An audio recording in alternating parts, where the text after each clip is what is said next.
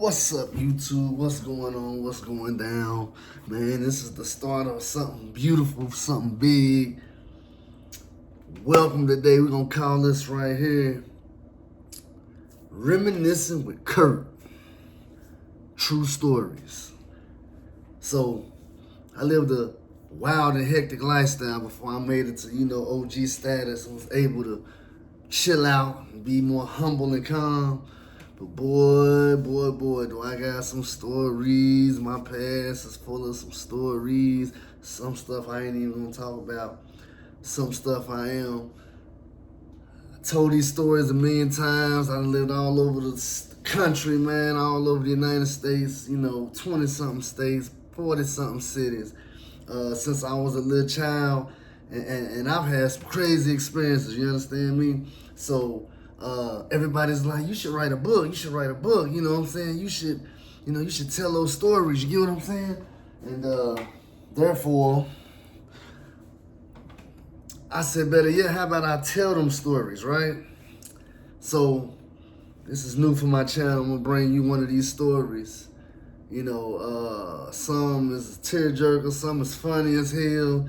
I done had some close calls. I done made it through some stuff. I'm an ex-street dude, you know what I'm saying? Ex-hustler, grew up like most of people from the urban ghettos. I'm from the hood, hustling, gang banging, just deep up in the shit, man. Jumped off the porch at 12 years old, so I've been in it, right?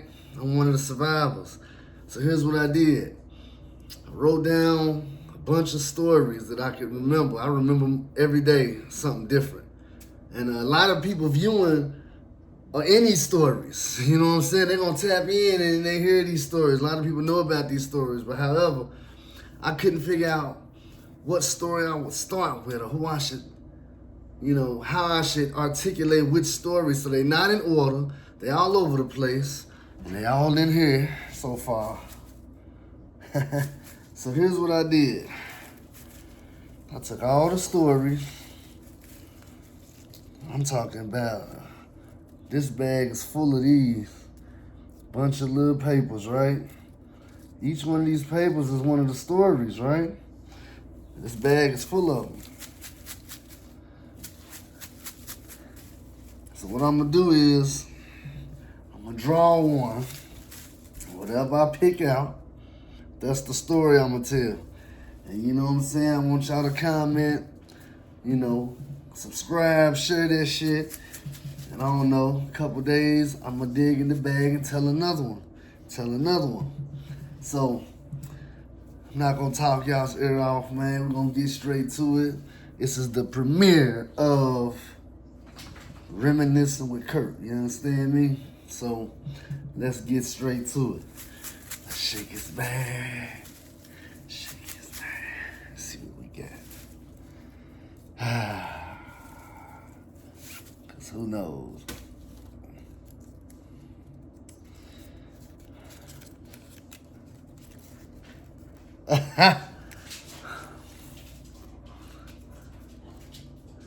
It says going to jail 3 times in 1 week.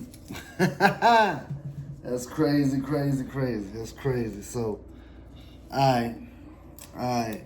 Because you got to be real retarded to go to jail 3 times in 1 week, right?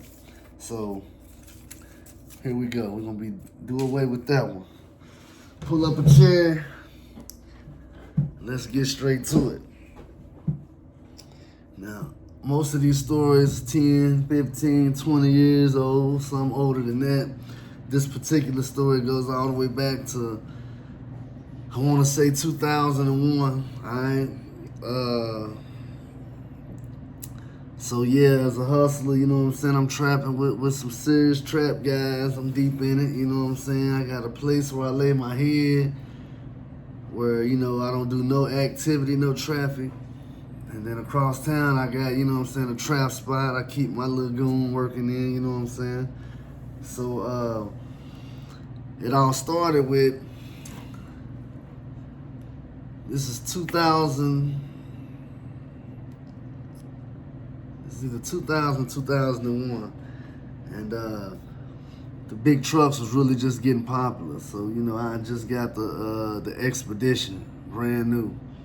And that was kind of a popular whip then. And I had the Forerunner, brand new. And, you know, sometimes the homies that asked to use a whip, I let them use a whip, you know what I'm saying? Wasn't no big deal, because, you know, we was on some floss mode shit, you know what I'm saying? I had some you know, old school shit tricked out as well. So, my homeboy Dollar, sometimes I let him use one while I'm in the other. It's just how we did it. So, however, this particular day, when the homie would call me down at my trap spot talking about he need more work, all I do is, you know, pull up, drop it off, and pick up my little bread. You know, I shake, you know, I'm out parlaying or whatever. And, you know, this is in Las Vegas. Las Vegas in the 90s and the early 2000s was the place to be. I'm talking about it was cracking. You didn't have to have no money. You didn't have to have nothing. You could go there broke and you'd be rich in months. You know what I'm saying? It was like that. It was like that. That game, that hustle was off the chain. It was easy to make $5,000-$10,000 a night. It was that type of cracking, right? I was real incognito. Sometimes you know, Vegas, you could rent a limousine for like $60 an hour. So sometimes nigga would just get a limousine, pay them $300-$400 and just ride around and trap out the limousine out there. That's another story. That's crazy. But however, so I get the phone call from my homeboy. He's like, I need some more work, all right? And at the time, one of the people on my clientele, you know, it was a big time casino out there called Binion's Horseshoe down on Fremont. For any of y'all that's familiar. Binion, Ted Binion, he you know, he done passed away, but he's the one that owned Binion's Horseshoe. He owned that casino, and that's one of the old school casinos from back in the old days. So, you know, he's tied in a little bit.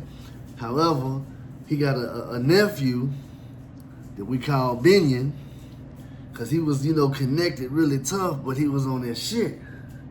You know, he was one of my customers. He'd spend hundreds and hundreds and hundreds a day. He would also do shit like get us free rooms for weeks, sometimes free limousines, sometimes comps for anything in there, shows, restaurants. Sometimes he'll pull up in the Binion van and have nothing but everything out of their bar. Bottles of Moet, bottles of Cristal, you know, top-notch shit. You get what I'm saying? So, he's gonna come to play in this too, because it's funny how I got caught up in this. I also had 2 pit bulls. I always had these dogs, you know what I'm saying? So I had 2 pit bulls. Ooh, that's another story. Don't let me forget that one. I'm gonna put that in the bag. What happened to one of my dogs, mama. But anyway, so I'm in the crib, I'm cutting up. Now, at the trap spot, he ain't have a whole lot of materials. So when it came to like baggies and razors and scales, you know what I'm saying? I made sure when I made that little drop off, that everything was right. You know what I'm saying? So I get it together myself and then go drop it off. So I done took a whole onion, you know what I'm saying? For those of y'all that, you know, follow me, stay with me. The whole onion down in grits. You get what I'm saying? So I probably done, you know, and you're gonna shave a little bit off. So I probably got about 30 grits in one bag, you hear me? So I get a knock at the door. I look out the thing. It's the maintenance man. You know, Mexican guy, maintenance man. So I don't think nothing of that, you know what I'm saying? I open the door, I'm like, what's happening? And he's like, the landlord, the manager of the office wants you. They need to talk to you. I was like, they need to talk to me? He's like, yeah, the manager needs to talk to you about your dogs. I'm thinking about my dogs. What about my dogs? You know what I'm saying? So I'm like, all right, I'll be up there. I shut the door. I'm like, let me finish getting this together. So when I leave out on my way, I'll just stop by the office type shit. You know what I'm saying? So I'm finishing up. Do it. Like 5 minutes later, that's him again. They need to see you now, bro. They need to see you now. I'm like, man, I'm coming, all right. So I hurry up, get that shit together. We used to wear the type of drawers that cuff stuff in them. If you know, you know. So I take the bag full of the yams, stuff it down in my sack, you know what I'm saying? I get my blick, put that in my pants, you know what I'm saying? And I heads on down the steps of my apartment. Should I take the Forerunner? Or should I take the Expedition? I choose the Expedition. I take that back. I took the Forerunner. I did not take the Expedition. I take the Forerunner. So I hops in the Forerunner. And I'm having those one thoughts. You know how when you think something just ain't right, you're supposed to follow your first mind? I'm having them type of thoughts. So I take the strap, put it under the seat. The yams are still down in my drone. Fuck it. Backs out. Pulls up around the front. The funny thing about these apartments, let me just throw this in there real quick. This was way out in the cut, in a dead end area. And to get to those apartments, right next to those apartments was a police station. Yes, a real deal police station. So I know that might sound crazy as a D-boy, especially a D-boy that dealt with weight at the time, but I felt safe that way for a reason. For one, living that close to the police station, I felt like nobody would try me. Nobody would try to come rob me or nothing. That was just how I thought. Secondly, I felt like because I lived there, I was constantly coming and going. All of that district pretty much knew my car, knew my face. And by being a nice suburb type of apartment, they didn't look at me as nobody doing nothing bad. We wave as we ride past each other, you know what I'm saying? I was a familiar face. They knew I lived in that nice little apartment complex. So I kind of felt like I didn't have much to worry about over there. And I felt like I was so incognito, so low-key. I had all my neighbors and everybody thinking I was a rapper. I even had little demos. That's another story, because there was a time, I was a rapper back then. So I was trying to push some rap, so I had plenty of demos and shit, and neighbors would get suspicious and look, and I'd give them a demo, hey, I'm a rapper, because I had a lot of cars, a lot of jewelry, a lot of money, jumping in and out of limousines. However, the neighborhood knows I'm touching some paper, however they think I'm getting it. So as I pull towards the front, I ain't gonna lie, I noticed a bunch of cars that just didn't look right. They was all unmarked. You get what I'm saying? They was all unmarked. And I hops out. I walks in the office because I'm trying to figure out what about my dogs? You know what I'm saying? What have my dogs done that I need to come talk to you about? And the landlord knows me very well. She sees me. She's like, as soon as I walk in, she's like, they want you. As soon as I turn around, about 6 undercovers grab me. Come here, put your hands behind your back. I'm like, hold on, what you doing? What you doing? She goes off. The landlord's like, what are y'all doing? Y'all lied to me. Don't play with me like that. Don't have me telling none of my tenants to come down here for one thing just so you can arrest it. What's going on? Because I'm looking at her like, bitch, you really put me in this trick bag? And she was going off, so she really didn't know. They told her that shit. Now, why would they tell her my dogs unless, I've been under some type of surveillance? They've been watching the kid. So they cuff me up, take me outside, throw me in the back of a police car. First thing they do is pat me down real good. They find the yams. A bag of yams down in my sack. They pull that shit out. Crazy, crazy, crazy, right?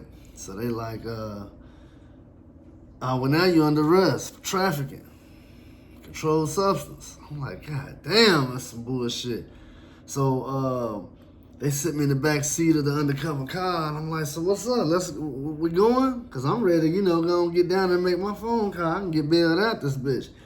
So I'm like, and then they pull a lot of money out my pocket. I think I had about 6, 7 bands on me because after I dropped this work off, I was going to head to the mall, and do whatever I do for the rest of the day. Hook up with some females, go, to the casino, That's what I would take out with me every day, 4 or 5 bands. You know what I'm saying? So this day I had about 6 bands on me. So they pull out all of this money. They got to work. And they got me sitting in the back of an undercover car. And it ain't adding up to me. It don't look right. So I keep saying, what's going on? What's going on? They be like, the detectives will be here to talk to you in a minute. The detectives. And I'm telling you, they probably about 6 cars deep, man. All undercover. They're like, the detectives will be here to talk to you in a minute. I'm like, the detective? I'm wrecking my brain. Like, what the fuck is this about to be about? Found the detectives show up. One gets in the back seat with me, one gets up front. They like, so, we're with the robbery division of some robbery? I ain't no motherfucking robber. What the robbery division doing here? They're like, yeah, so, we need to ask you a question about this, place that just got robbed not too long ago. I'm like, what the fuck are they talking about? I'm balling out of control, boy. I'm a dope boy. I'm the plug, actually. I get robbery. Man, I got plenty of money. So I'm like, what the fuck you mean robbery? I don't know about no goddamn robbery. There's like, I don't know. There's like, you got a green expedition? So they got this photo album. They start going through these pictures of people who's been caught on surveillance. Now, I'll never forget it. On that day, I had a black Jabot jean suit on. See, back in that day, we used to wear the jean suits, with the jacket and the jeans to match. I mean, they still do today, but it was a big thing back then for us. Around that time, we was into that, the Jabots and all that. So I had on some black polo boots with the 2-piece Jabot jean and jacket set with the black Jabot t-shirt. And I had my hair in a ponytail, because that's something else I used to have long hair. So that's something else I was going to do. I was going to get my hair braided after I made that drop. So I'd already, the night before, I remember taking my hair down, washing it, conditioning it, was in a ponytail, I was ready. So they going through the photo album. First picture they showed me on the surveillance or whatever. I still don't know what this business is to get robbed, but they show a green expedition. I'm talking about damn near identical to mine. Remember, back in 2000, 2001, these is really just getting... These are popular right now. They common now, but back then that was like the big truck SUV movement that was really coming out. So I'm like, I'm looking, the picture's kind of hazy. You know how them surveillance pictures look? But I can tell that's an expedition. It look a lot like mine, right? So I'm like, where is this? They're like, don't worry about that right now, but isn't that your truck? I'm like, I can't tell if that's my motherfucking truck or not. It looks like it. It's like, well, it's parked right over there in front of your house, in front of your apartment right now. So I'm like, what the fuck? So then they turn the page. There's a dude with a ponytail coming out with a gun in his hand. And they like, ain't that you? I'm looking, and this nigga's got on all black, but he's kind of dusty. It definitely ain't me. It definitely ain't me. He got a little stupid ponytail. My ponytail was long. You can tell he looked a little taller. This is the biggest I ever been in my life. I was puny before I went to prison the second time. I got out with a little muscle, but before that, puny. This guy, you could tell, had a little weight on him, a little size on him. Clearly it wasn't me, right? But he's like, is that you right there? I'm looking. I'm like, no, that ain't no fucking me. But you know how when you being accused of some shit, you can kind of start thinking your goddamn self like, damn, is that me? You know what I'm saying? Did they catch me? Maybe coming out, is that a store I stopped at doing something else and they confusing it with, so I'm looking like, nah, that ain't me. This nigga gonna holler, look, you got the ponytail right now. I'm like, nigga, my ponytail ain't like that. He looking at my outfit. He's like, look, black, all black on, black boots. You got on all black, I think them the same boots. Man, you got me fucked up. Back then, shit like polo boots and shit was considered, stepping. You know what I'm saying? Them polo boots was about $150 at the time, and that was considered a nice little boot. And I'm like, nigga, these polo boots, this ain't no motherfucking, this is a Jabot outfit. This shit crispy, brand new, nigga. It ain't that. That nigga got on a dirty, some dusty jeans, some dusty boots, and a dusty hoodie, and that ain't me. They're like, well, it looks like you. So we about to charge you with robbery what? We just want to know where your, you can help yourself by telling us where this dude is who was with you. They showed me the picture of the dude that was with that dude. Nigga, I don't know. Nigga, first of all, that ain't me. Look, I'm so spooked. I tell him, boy, I'm a dope boy. Fuck is you talking about? I sell dope. Didn't your boy just get all that crack out of my pocket? Nigga, I sell dope, nigga. I ain't no motherfucking robber, because in my mind, I'd rather get a dope case than a fucking robbery case. You know what I'm saying? So, and it ain't me. Nigga, get me on this shit that you just got me on. You ain't gonna get me on no motherfucking robbery shit, because I ain't robbed shit.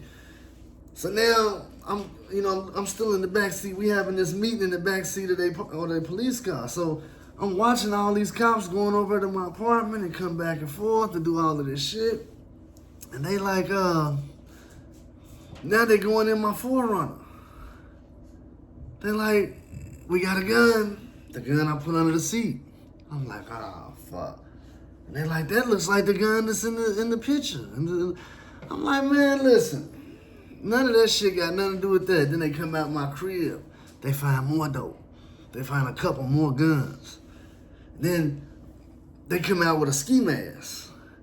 Then listen, I don't know why the fuck I had a ski mask. I don't know where it came from, what it was doing in there. But this is my crib. Y'all going through my crib. I don't know what you might find in motherfucker. I have always had an extensive wardrobe and many shoes and anything you could possibly need, I've always had in my crib. Now, a ski mask, this is way before the shiesty era, you know what I'm saying? So, ain't no telling why the fuck I had that, but this is the worst time for them to find that in my crib. And I'm telling them, man, that ain't no fucking me. I ain't got nothing to do with no brother. They like, yeah, that expedition, you got the expedition, you got the ski mask, you got the outfit, you got the gun. I'm like, man, this shit ain't that. Y'all got me fucked up. Matter of fact, where's my lawyer? I want a lawyer. I ain't talking no more. I lawyered up on the air. They're like, oh, so you don't want help? You? Man, fuck you, nigga. Get my lawyer. Get me out. Now I'm disrespectful. I'm talking crazy. So then they come back and say, as they search the expedition, my expedition, they found a couple bullet holes on the inside. What? Come on. Now, I had just let my homeboy use that expedition, and I had the expedition before the 4Runner. So to me, the 4Runner is like my new toy. So I'm driving that like nonstop, not really driving the expedition too much. So I've let my partner use it a couple times. So now I'm thinking, what the fuck this nigga done did in that truck? You know how you just thinking everything. I'm thinking, what the fuck has he done? Because it was about a week ago, he did have my truck for a day or two. I don't know what the fuck this nigga done, but I know I ain't saying nothing else in this bitch. Y'all got me fucked up. I don't know what we doing, but let's go. Get me downtown. I'm done talking. Fuck your pictures, your book, all that shit, man. Get me downtown. You heard me? So they go ahead and book me. Clark County Detention Center, CCDC, Las Vegas. They take me straight through the system. Now, this is my first time in jail in Vegas. You know, I'm from Louisville, Kentucky, man. I grew up in West End, Louisville, from 32nd Street, Park Hill, these two areas. I lived in Southwick, Cotter Homes, Iroquois. You know, I'm really a Louisville nigga. I grew up in all the slums and projects and hoods of Louisville. You know, if you know, you know. Ask about it. So, I done went to jail a few times in Louisville, but this was my first time going to jail in Las Vegas. And I've always heard some crazy, horrible things about this jail out here. And if I'm not mistaken, I was only like 18 or 19. You know what? I might have been 21. Let me recap that. I might have been 21. That's just, if this is 2000, 2001-ish, yeah. So, however, I'm heading to this goddamn jail. I'm like, fuck this shit, man. So I get to that jail. They booked me, but in Clark County, when you get booked, you get your charges right there on the spot. You know your charges, your bond, and everything. They charge me for the dope. They don't charge me for the guns because the guns aren't stolen. And at the time, I'm not a felon or nothing. You know, there's nothing that you can. There's nothing illegal about me having the guns. So, but I did get charged with the dope. So that was a dope case. And I get in there, and I'm like, it's kind of funny because I ended up in a whole jail. So they send me straight to this one module, right? As soon as I walk in that bitch, number love. It's about 10 motherfuckers in there, you know, them. They got them big tiers where they 2 floors, and it's a big tier, and, you know, the police is in a bubble, and it ain't always bed, so some people sleeping on cots in the day room. However, they used to call me Gotti at the time. Niggas is Gotti. Oh, it's like a goddamn party. Hey, what's up, man? Oh, man, this is my nigga. Everybody's taking me in, man. Ain't nothing but love. I'm seeing, it's a lot of niggas in there from a lot of different cases, from a lot of different sets. Remember, I grew up in Vegas, but I ain't from there. So when it comes to the gang banging scene, I'm cool with almost every set. Even sets that hate each other, I'm cool with different people in different sets. So it's always love when I'm on the scene. And I didn't even know I had that much love. They telling stories about me. One couple cats is making me some food. Other couple cats is getting me ready for shit. I got one cat's like, hey, I'm about to get your hair braided right now. Set me down at the table. Motherfucker started getting ready to braid my hair because my shit was all over my head because, they done took my goddamn little ponytail hold off when I was in the holding cell. I done made it to an actual dorm. And they're like, what they get you on? I'm like, man, little dope case. I go straight to the phone. First call I make to my homeboy, shout out Bebe and Vernon. They used to have their own show at Sunset Station Casino where they performed every night. They was like real stars and celebrities. Another story. But he was my endo man also, and it was just a clique I rolled with. I was pursuing a rap career, and there was a label at the time called Abyss Records, and I was just a part of that. Anyway, I called them. They're like, what's up? I'm like, man, they just booked me. They're like, oh man, all right. We on our way right now to buying you. I don't give a fuck, we on our way. I'm like, cool, I hang up. Then I call my plugs, another nigga I'm running with all the time. And I'm like, hey bro, I need you to do me a favor. They got me. He's a paranoid, crazy motherfucker, this nigga. That's another story too. This nigga nuts. I ain't even ready to drop his name, but he's like, who got you? As soon as you hear that, he think a motherfucker, anytime somebody get locked up or jammed up, he think motherfucker done told, ratting, whatever. He's like, who got you? I'm like, man, they came to my crib today. It ain't making sense to him. I'm like, look, fuck all that. Do me a favor. I need you to go get my dogs and lock my door. My dogs is there, and I don't want them to take my dogs to the pound. Go get my dogs and lock my doors. He's like, man, I'm gonna do that. You need me to come and get you? I'm like, nah, baby and them's on their way to come get me. So I'll be out whenever that takes place, but just go get my dogs and lock my door, please. Ain't nothing in there because they found everything. They charged me with everything. He's like, all right, man. Third calls to my mama. Now, let me tell you what this motherfucker said. This nigga holler, son, I'm worried about you. You in that jail's crazy. This is Las Vegas jail. Here's what I need you to do. And remember, I ain't never been to jail out here. I don't even know what I'm really listening to this motherfucker. Like, okay, mama, what? You need to go to, pull a guard to the side right now.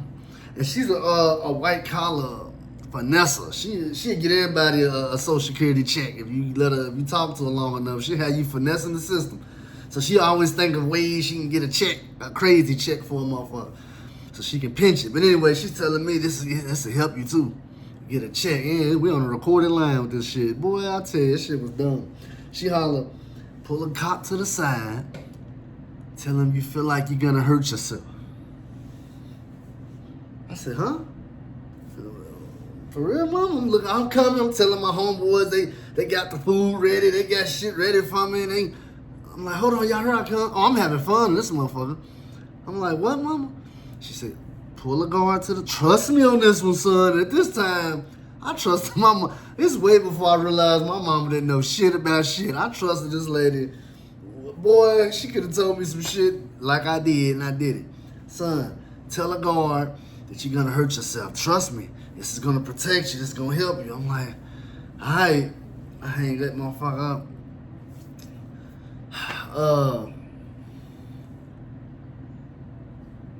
They like, where you going? Where you going? They see me walking to the bubble to talk to the police. They're like, what are you doing? My homies is all like, what's wrong? I'm like, officer, I feel like I'm gonna hurt myself. That nigga holler, say no more. Man, he got right into action. Got on the phone, pulled me inside the bubble, separated everything. I'm like, oh shit, what's going on? Man, here come all these guards. They escorting me. They cuff me. They take me to the goddamn crazy ward. You heard me? They take me to the nutso ward. They strip all my clothes. They give me a paper gown. They got me in a padded room where there's nothing in that bitch, and I'm in a paper gown. And my hair's all over my head because you remember I was about to get it braided. This shit's crazy, man. I'm looking nuts in here. It's freezing. They got a camera in the corner watching me. And I'm hearing people screaming and yelling and scraping shit on the sides in these individual cells. And I'm like, what the fuck? And I'm thinking, oh man, what's going on? And they're like, welcome to Suicide Watch. What the fuck? Yeah, and in the jail, if anybody ever says they're gonna hurt themselves, it's the law. We have to immediately take precaution, put you on Suicide Watch. I'm like, get the fuck out of here. Man, they got me in this motherfucking padded cell, butthole naked in a paper gown. And let me tell you, the paper gown and start tearing and shit, booty cheeks hanging out. I'm freezing, I ain't got shit. I'm in this motherfucker looking dumb. I keep hearing them arguing with some motherfucker in the next cell named Charlie. He going crazy up that motherfucker. He keep doing this shit, they gotta go help him. Man, I'm trying to sit there and get my mind together, man. So I'm doing shit. Beating on the wall, making raps and shit, spitting. Every time they walk by, they gotta come out every hour and look through the little glass window to make sure you still alive and ain't doing nothing dumb to yourself.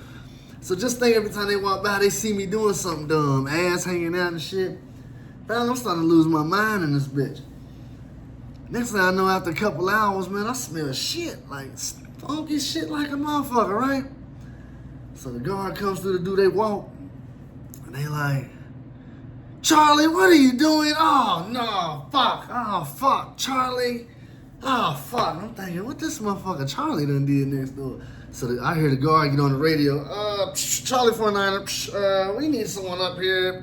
Feces all over the wall, fucking sailboats, clowns, all kind of shit drawn on the wall and feces. I'm thinking, this motherfucker's really crazy. Oh, they got me on that floor with these motherfuckers. This nigga really over there painting the wall with duty. Oh man, get me out of this motherfucker. So now I go to the door, I'm like, hey, I need to talk to somebody. When the guards walk by, they don't stop and talk to me. I'm banging on the door, hey, I need to fucking talk to somebody. I'm banging on the door. Then when I quiet myself and listen, and I look as much as I can see out the little glass to the other cells adjacent, all the motherfucking crazy motherfuckers is banging on the door saying, I need to talk to you. Hey, I'm going crazy, banging their heads and shit. So that's when it dawned on me, I look just as retarded as these motherfuckers. They think I'm crazy. I look at myself, paper gown, tore, half naked. I'm in this bitch barefooted, freezing, hair all over my head, screaming and howling. Oh man, mama fucked me up for real, right? So I was like, I gotta calm myself down. So this black car I'm like, excuse me, sir. Now at this point, I've probably been over here 10, 11 hours, man. Yeah, this is all day now, man. I was set over in that dorm with my homies. Now I'm in this fucking psych ward, right? Because I done told these motherfuckers I'm gonna hurt. What the fuck was she telling me to say that for? Anyway, so I'm like, can I just please say something to you, sir? And he stopped right there at my door because he's, there's papers on the outside the door that they signing every time they walk by. So he stopped to sign it. He's looking around. He's like, let me see behind you. I'm like, sir, we just listen to him. He's like, what's wrong? I was like, listen to me. I'm not crazy, bro. He smiled. I was about to walk off. I was like, no, listen, bro, listen. I was like, this is my first time getting locked up in a Las Vegas jail. My mama was scared that I was in some type of danger. She told me to tell the guard I'm gonna hurt myself. I'm not gonna hurt, bro. I ain't never hurted myself. That's not what's going on. She told me to say that thinking it would help me. And I fucked up and said, I ain't mean to say that shit, man. He's like, so you ain't happy? You don't think you're gonna hurt yourself? I'm like, no, bro, no. He just kind of gave me that look. He said, let me see, what's your name? He looked on the thing. He said, I'll be back. He went and did his little homework, right? So he came back to the thing. He's like, come here. I go to the glass. I'm like, what's up? He's like, I'm gonna need you to chill and just relax. I have some bad news for you. It's gonna be a long night. He said, by law, anybody threatens to hurt themselves has a 24-hour hold on them until they see a doctor, a psychiatrist who can clear them that they're not gonna harm themselves. I was like, so what are you saying? He's like, man, I just looked up your chart. I see you got caught with some weight and your bail been paid. I said, what? He said, man, your bond been paid hours ago, man. You'd have been home had you not did this shit, man. somebody came and paid your bill not long after you got booked in. I was like, are you fucking serious? So I can't leave? He's like, you can't leave because you're on suicide watch. So in the morning, the doctor comes in around 8, 9 a.m. and he'll sit and talk with each person in here, and then he'll decide whether you get to go home or not. But you can't go home until you cleared by him. You might have to get released to a crazy hospital. We don't know. I was like, are you fucking serious, man? But the rest of that shift, he looked out for a nigga. He brought a nigga extra snacks and foods and shit. He took me out the paper gown and brought me, you know, the little jail suit or whatever. And I had to just deal with that long ass night, man. So the next morning, doctor came in, and they was like, I sat in the office, in his little office. I explained that story to him. He laughed like hell. The doctor was like, man, tell your mama what you went through all night. I sure will. So I was bailed out. Bing. So I gets out. I gets on out.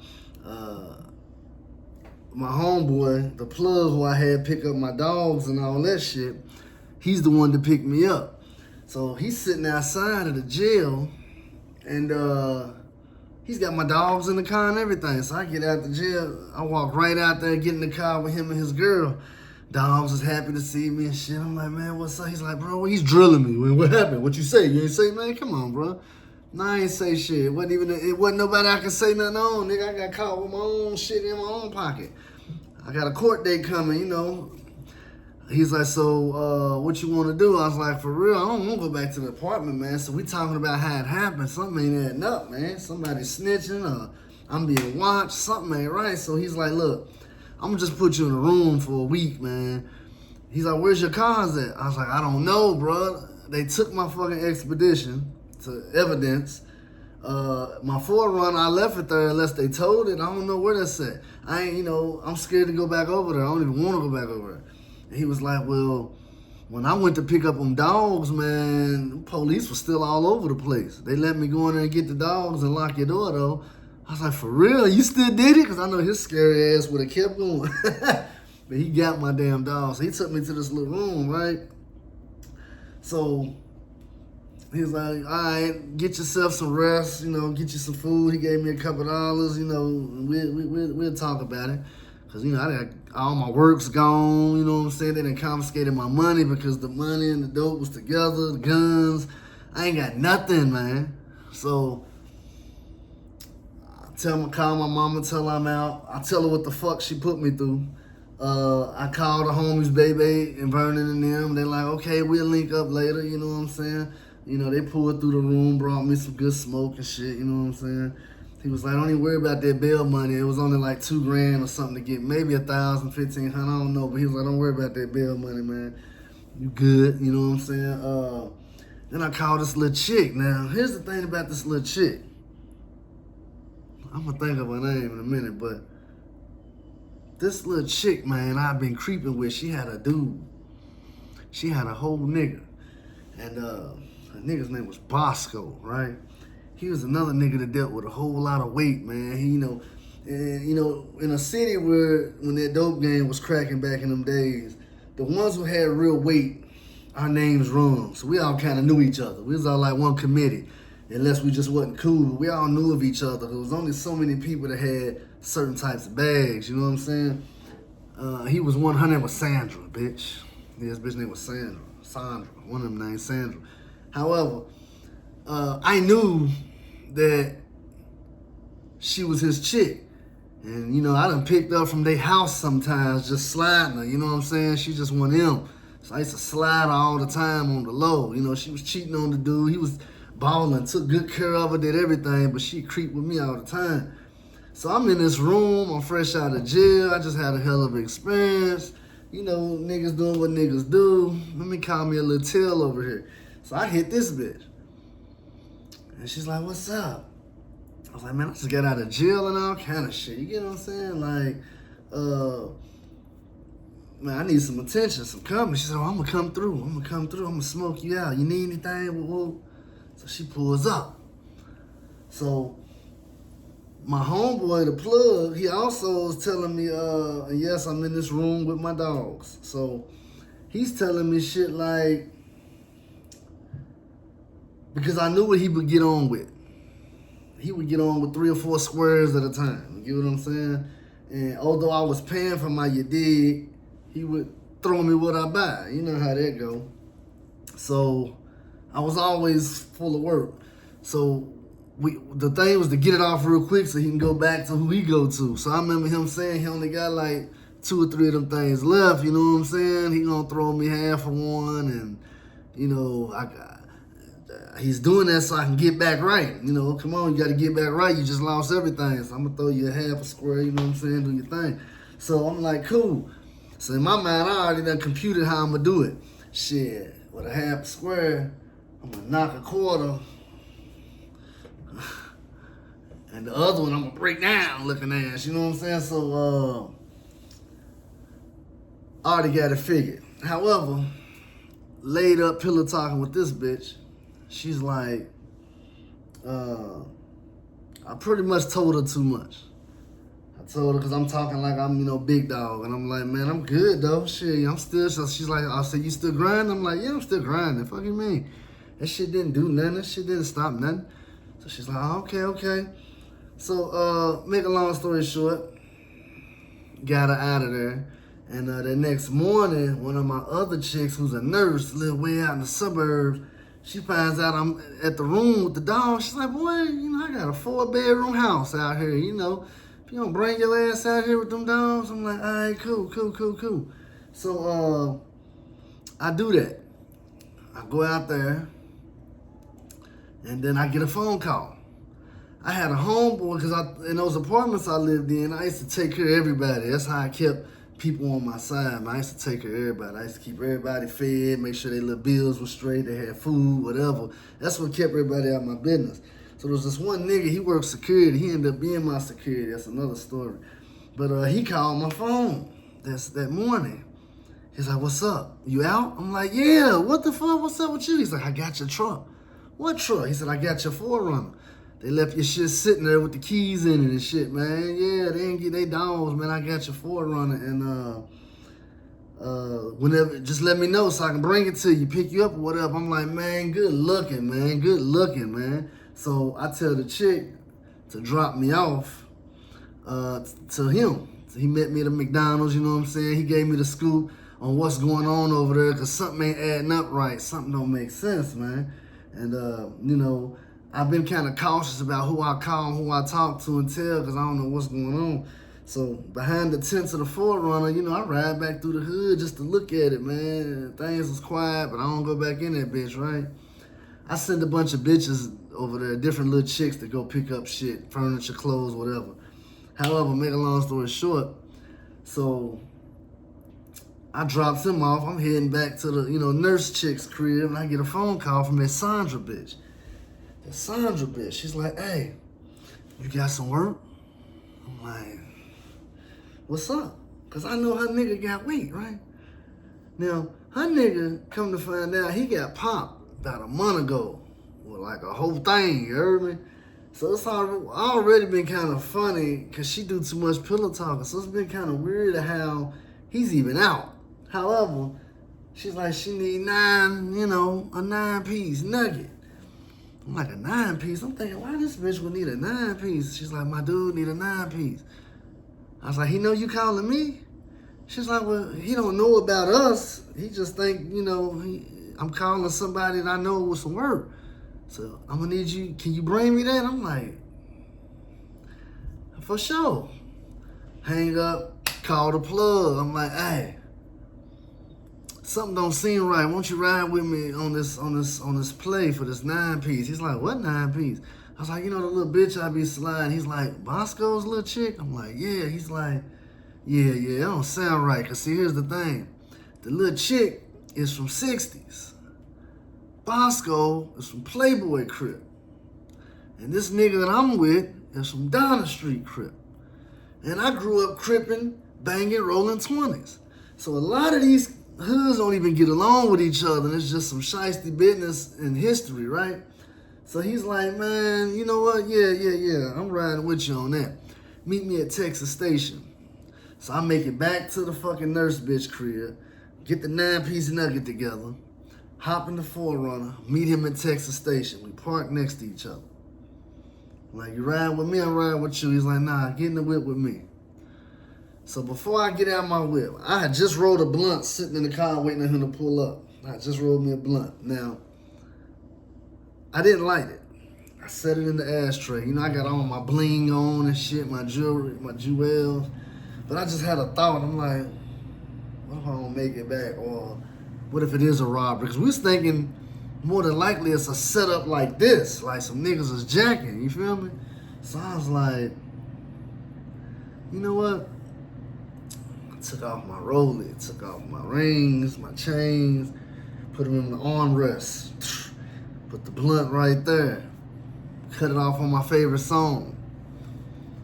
The homie pulled up, and this is where I'm gonna stop at. To be continued. So tune in, like, comment, share, subscribe.